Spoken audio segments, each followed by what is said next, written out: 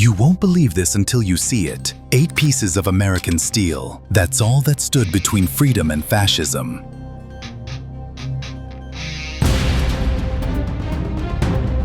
While Hitler's war machine crushed Europe and Japan dominated the Pacific, these weapons turned the tide of the entire war. What nobody tells you about World War II, it wasn't just won by strategy or numbers. It was won by American firepower that outclassed everything the enemy had. From Normandy to Okinawa, these 8 weapons didn't just fight battles, they saved democracy itself. Ready to see exactly how American engineering crushed 2 empires? Let's count down the weapons that literally saved the world.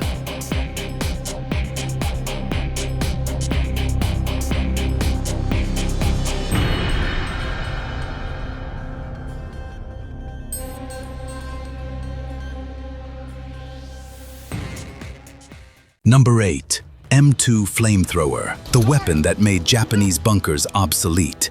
While enemy forces thought concrete and steel made them untouchable, American engineers had other plans. The M2 Flamethrower, 4 feet of pure devastation. This wasn't just fire. This was liquid death at 2,000 degrees Fahrenheit. The fuel mixture burned for 8 to 10 seconds, with a range of 20 to 25 yards. But here's what made it terrifying. It could bend around corners, flow into tunnels, and reach places bullets couldn't touch. Iwo Jima's caves seemed impenetrable in the Pacific theater of 1945.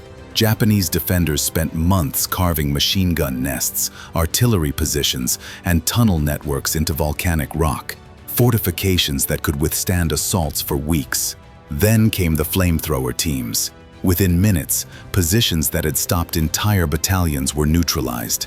The psychological impact? Even more devastating than the physical damage. Enemy forces would abandon positions rather than face American flame units. The M2 weighed 68 pounds when fully loaded. Tank capacity, 4 gallons of fuel mixture. But weight meant nothing when you could clear a fortified position in seconds. Marine Corps combat reports show flamethrowers reduced casualty rates by 60% in bunker assaults. Why did this weapon change everything? Simple. It made static defense obsolete. No concrete bunker, no cave system, no underground tunnel could protect against American flame units.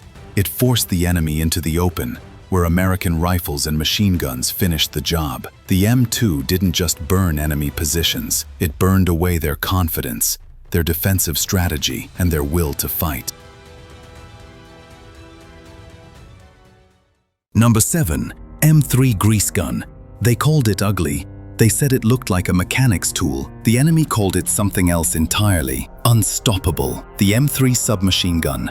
America's answer to close-quarters warfare. Look at these specs. 45 ACP rounds, 30-round magazine, 450 rounds per minute cyclic rate. But numbers don't tell the real story. This weapon was designed for one purpose: urban warfare where rifles were too long and pistols weren't enough. Simple blowback operation. No complicated mechanisms. No delicate parts that jammed when caked with mud, sand, or debris. The M3 was built like American industry. Tough, reliable, and brutally effective. American paratroopers landed in Normandy carrying M3s during the European theater of 1944. In brutal house-to-house combat, the grease gun's compact design let troops move through tight spaces while unleashing 45 caliber stopping power. But here's the genius: manufacturability. While German submachine guns required precision machining, the M3 used stamped metal construction, cheaper to build, faster to produce, easier to maintain. American factories could pump out M3s, while German production struggled with complex manufacturing requirements. Weight around 8 pounds unloaded. Length 29.8 inches with stock extended. Compare that to the Thompson at 10.6 pounds. Paratroopers loved the weight savings. Tank crews appreciated the compact size. Infantry valued the reliability under extreme conditions. The M3 proved American industrial thinking. Why make weapons complicated when simple gets the job done? While the enemy struggled with over-engineered designs, American troops carried reliable firepower that worked every single time. Sometimes the best weapon isn't the prettiest one. Number 6. M1903 Springfield. Before the Garand, there was the Springfield, America's precision instrument when every shot had to count. The M1903 Springfield rifle, 5 rounds of .30-06 devastation delivered with surgical accuracy. This wasn't just a rifle, this was American craftsmanship perfected. 24-inch barrel, Mauser-inspired bolt action refined by American engineers. But the real magic? Consistent accuracy that turned ordinary soldiers into snipers. American forces faced Japanese snipers hidden in the jungle canopy, 300 yards away, during the Pacific Theater of 1942, Guadalcanal. Standard infantry tactics weren't working. That's when Marine marksmen with M1903 Springfields changed the game. The Springfield's .30-06 cartridge generated 2,800 foot-pounds of muzzle energy. At 500 yards, it still delivered devastating stopping power.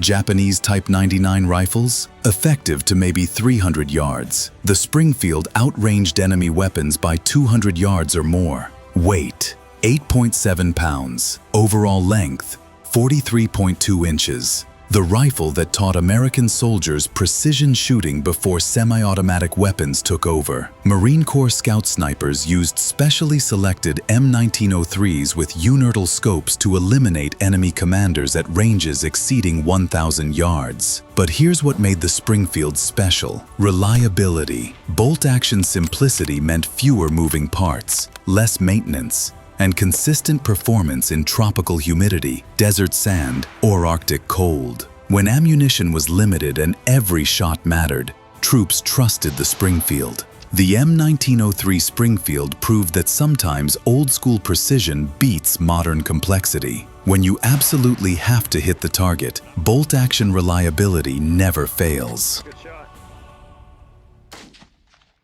Number 5. M1911 Pistol. The pistol that defined American stopping power. When rifle ammunition ran out and the enemy got close, there was the M1911. 7 rounds of .45 ACP that ended fights with authority. This wasn't just a sidearm. This was psychological warfare in steel. The .45 ACP cartridge generated 400 foot-pounds of energy. Compare that to most enemy pistols pushing 9mm rounds at 350 foot-pounds. The difference? American rounds stopped threats immediately. John Moses Browning's masterpiece. Single-action, semi-automatic reliability that worked in Philippine jungles, European winters, and Pacific coral atolls. The M1911 functioned when other pistols failed. Pacific Theater, 1943. Close-quarters fighting in Japanese-held islands. American forces clearing bunkers and caves where rifles were useless. The M1911's .45 slug punched through enemy equipment and delivered instant stopping power at contact distances. The M1911 served American forces for 74 years, from 1911 to 1985. 3 major wars, countless conflicts, and it never let troops down. Weight, 2.44 pounds loaded. Length, 8.25 inches. Compact enough for paratroopers, powerful enough to stop charging enemies. The genius of the 1911? It was overbuilt. Thick steel construction, robust internals, simple field stripping that soldiers could perform blindfolded. While enemy pistols jammed with dirt or corrosion, the M1911 kept firing. Want proof of American engineering superiority? The M1911 is still in production today, 80 years after World War II ended. Some designs are just too good to improve. Number 4. Thompson Submachine Gun. The weapon that made gangsters famous made American soldiers unstoppable. The Thompson Submachine Gun. When the enemy thought they had Americans pinned down, the Tommy gun changed their minds fast. 45 ACP rounds at 700 rounds per minute. But raw firepower was just part of the story. The Thompson was engineered for reliability under the worst conditions imaginable. Delayed blowback operation that functioned when other weapons seized up. American paratroopers dropped into Normandy carrying Thompsons during the European theater of 1944. Street fighting raged as German defenders held every building, every alley, every room. The Thompson's compact design and devastating firepower cleared structures that rifles couldn't handle. Weight at around 10.6 pounds with 20-round magazine. Some called it heavy. Combat veterans called it reassuring. When you're carrying enough firepower to suppress an entire enemy squad, a few extra pounds doesn't matter. But here's what separated the Thompson from other submachine guns: manufacturing quality. American industry produced Thompsons with precision machining and quality control that enemy weapons couldn't match. Result? Reliability that kept troops alive. Marine raiders carried Thompsons through jungles where visibility was measured in yards. In the Pacific Theater, the 45 ACP punched through brush and armor alike, delivering close-range stopping power that ended fights instantly. The Thompson proved American industrial might. While enemy submachine guns used lightweight materials that bent or broke, the Thompson was overbuilt, with steel construction that absorbed punishment and kept firing. Cyclic rate at around 700 rounds per minute, with the 20-round stick magazine, 600 rounds per minute with the 50-round drum. When American forces needed sustained firepower to break enemy resistance, the Thompson delivered. The Tommy gun didn't just suppress enemies, it demoralized them. Number 3. Browning Automatic Rifle, BAR, M1918, the weapon that gave American squads the firepower of entire enemy platoons. The Browning Automatic Rifle.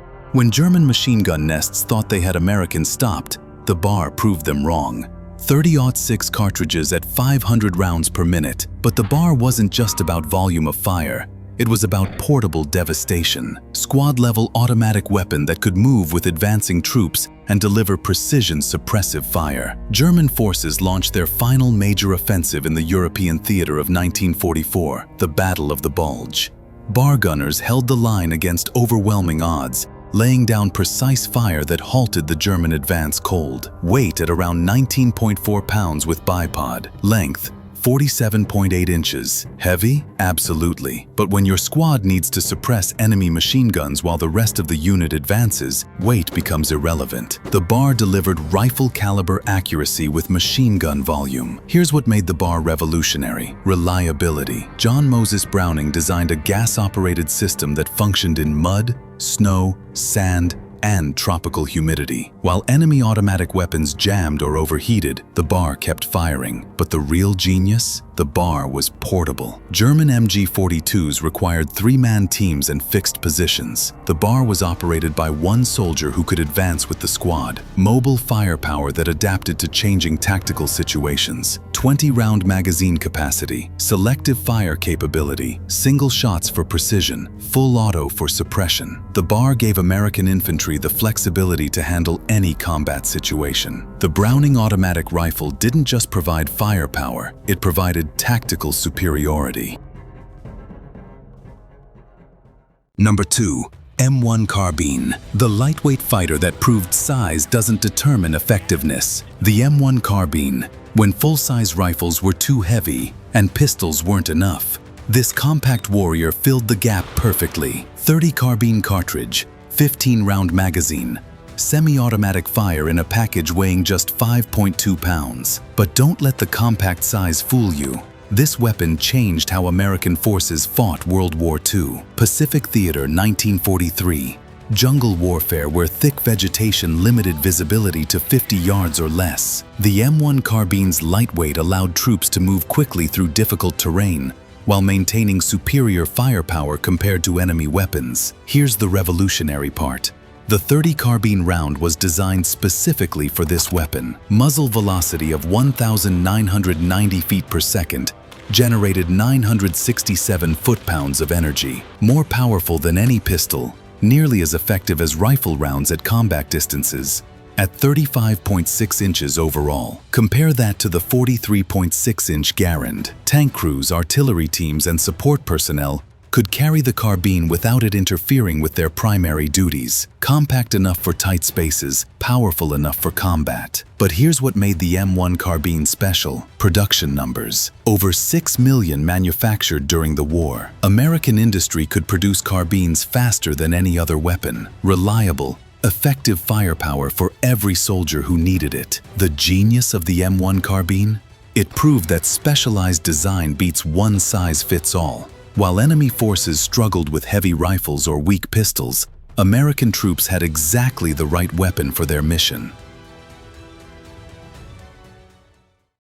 Number 1. M1 Garand, the weapon that won World War II. When General Patton called it the greatest battle implement ever devised, he wasn't exaggerating. The M1 Garand, 8 rounds of .30-06 perfection that gave American infantry unmatched firepower. Semi-automatic fire when the enemy was still using bolt-action rifles. Think about that tactical advantage. While German soldiers worked their Mauser bolts between shots, American troops were already engaging the next target. Rate of fire advantage, devastating. European theater, 1944. Normandy invasion. American forces landed on beaches defended by experienced German troops with superior positions. The M1 Garand's firepower advantage turned the tide. 8 rapid shots compared to the enemy's single-shot capability. But the real genius wasn't just semi-automatic operation. It was reliability. The Garand functioned in desert sand, tropical humidity, Arctic cold, and European mud. On-block clip system that reloaded faster than enemy bolt-action rifles could chamber individual rounds. .30-06 Springfield cartridge, 2,800 foot-pounds of muzzle energy. Effective range, 500 yards. The same cartridge that powered American machine guns and sniper rifles. Logistics simplified when one round served multiple weapons. Weight, 9.5 pounds. Length, 43.6 inches. Some called it heavy. Combat veterans called it reassuring. When you're carrying a weapon that outclassed everything the enemy had, weight becomes a non-issue. Pacific Theater. American forces faced Japanese troops trained in close-quarters combat and night fighting. The Garand's semi-automatic capability gave American soldiers decisive advantages in rapid-fire situations where bolt-action rifles failed. The M1 Garand didn't just give American troops better weapons. It gave them confidence. Knowing you could fire 8 accurate rounds while the enemy struggled with bolt-action rifles meant American soldiers fought with tactical superiority. This rifle saved democracy, period. These reliable and technologically advanced American-made guns played a critical role in equipping soldiers and helping the Allies achieve victory. The success of the U.S. military was a collective effort, but these firearms were foundational to that success. Here's what every firearms enthusiast should remember. American industrial might didn't just produce more weapons, it produced better weapons. Superior engineering, reliable manufacturing, and innovative design that gave our troops unmatched advantages. The lesson? When freedom was threatened, American ingenuity responded with weapons that didn't just win battles, they won the war. What other World War II weapons deserve recognition? Drop your thoughts below and let's keep this discussion alive.